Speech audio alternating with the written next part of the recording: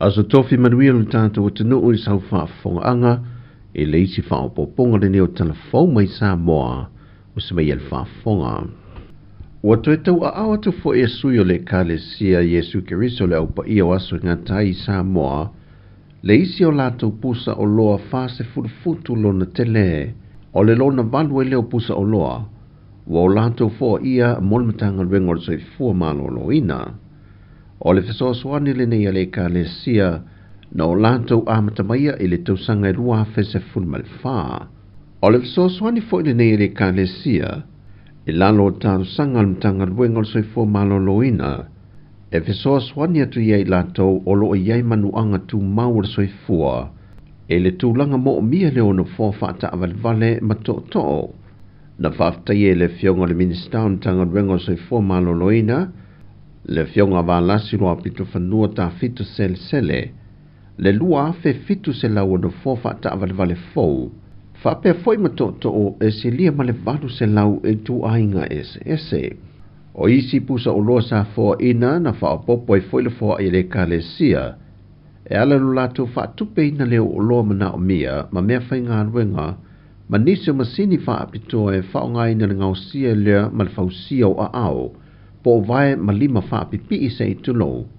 Ma nisi o me whai ngā rueng whaapito e mana o mie so swani i tangata oe wa a fia tu maule soi fua.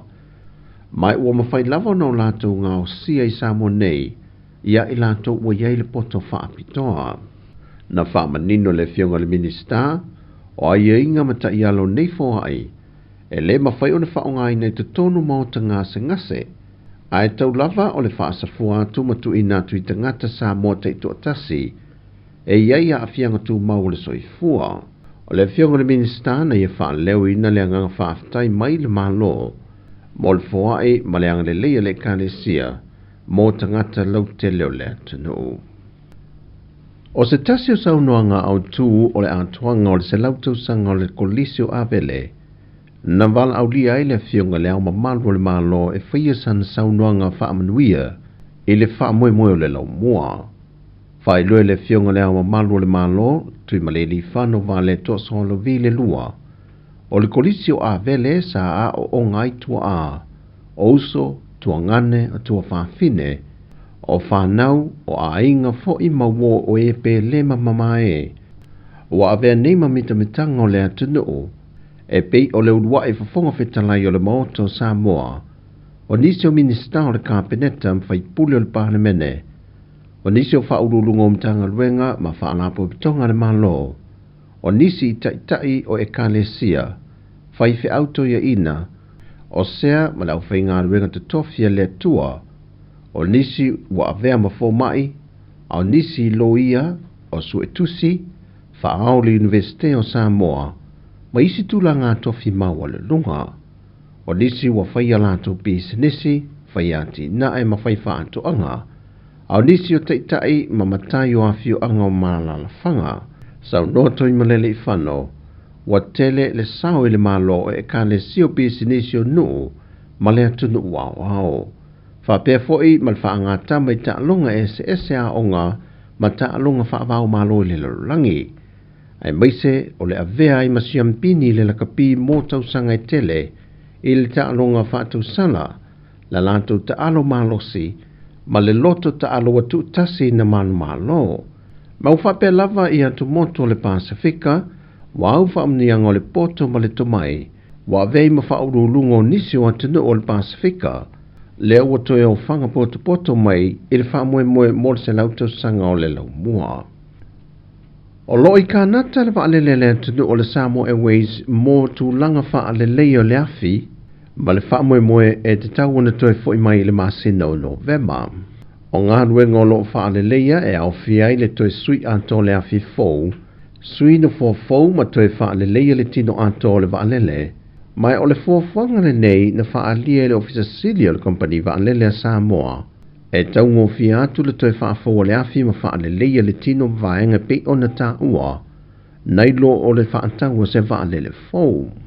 Na ia whai lo fo ia whaatau se whaalele fōu, o lona winga e nā o le tasi, a o le whainga lea, e wawe o na toi maua se isi whaafo whaau popo. Ua fuafua le amatanga o le tausaga fou, o le a faasolosolo atu ai foʻi isi vaalele lua o le company vaa le Sāmoa Airways e faaleleia, mai e silia ma le 5 miliona tala Amerika, lona faatupenga o le faaleleia atua o vaalele uma, a le company vaa le atunuu. Ua lata i le faatausaga talu ona taoto ma tolutolu le mataupu, i le faamasinoga i le vā o le afioga o le tamaʻitaʻi palemia, ma lē sa avea muamua malo ia silia le malo, le tamaʻitaʻi a sa valenoa ma River Beetham and Endale. O le mataupu lenei sa umi ona tolo, ona e manaʻomia se faamasino mai fafo, e se ei i le faatautaiga o le mataupu. Mai o le poloaʻiga mulimuli o le faamasinoga ua tuuina mai, o le toe valaʻauga mulimuli lenei e lē mafai ai ona toe tolo le mataupu, e faagata le aso 24 ma le 25 o le masina lenei o iuni, mai te tau ai ona valaʻau ma faagasolo loa lea mataupu. E ono sa lau 5 afe tālā le seleni tupe, o loo tangi e le tamaʻitaʻi a sa valenoa e faasaga le taʻitaʻi o le atunuu,